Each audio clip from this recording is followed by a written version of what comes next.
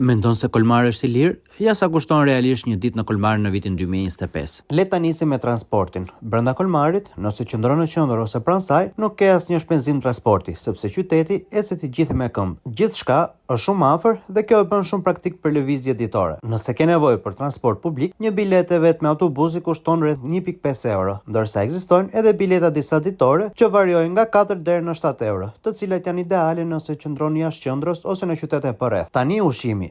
Për drek, në restorante tradicionale, pjatat kryesore nisin nga 20 euro dhe shkojnë deri në 30 deri në 35 euro për person. Cilësia është shumë e lartë dhe kjo është standardi i zonës. Gjatë pasdites, në Christmas Market, një gotë verë ngrohtë kushton 6 euro, ndërsa nëse gotën e kthen, merr dhe 2 euro pas dhe realisht kushton 4 euro, ndërsa ushqimet në tregje variojnë nga 10 deri në 15 euro. Për dark, çmimet janë pak më të larta se dreka. Në një restorant të mirë në qendër, një dark normale me pjatë kryesore dhe pije varion nga 25 deri në 30 euro për person, ndërsa në vende të njohura një menu mund të arrijë deri në 40 euro për person. Tani akomodimi. Në sezon festash, çmimet e hoteleve në Kolmar dhe rreth saj variojnë nga 70 euro deri në 120 euro nata, në varësi të zonës dhe kohës së rezervimit. Unë zgjodha të qëndroja në San Luis në Ibis Hotel, që ishte ekonomik, shumë i rregullt dhe kishte shuttle falas për në aeroport në një drejtim. Kolmar nuk është një destinacion low budget, por për ato që kërkon atmosferë, drita, qetësi dhe ndjesinë e një qyteti përrallor, çmimi është plotësisht justifikuar. Po ti a do ta vizitoje Kolmarin në dimër? Ndaje këtë video me dikë që duhet ta shoh përpara se të planifikojë të vizitojë Kolmarin dhe më ndiq për më shumë video rreth udhëtimeve.